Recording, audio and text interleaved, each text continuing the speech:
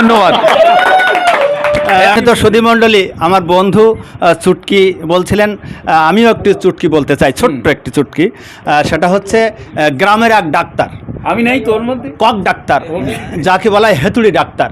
হ্যাঁ, মানে একটা মেয়ের খুব পেট ব্যথা করতেছে।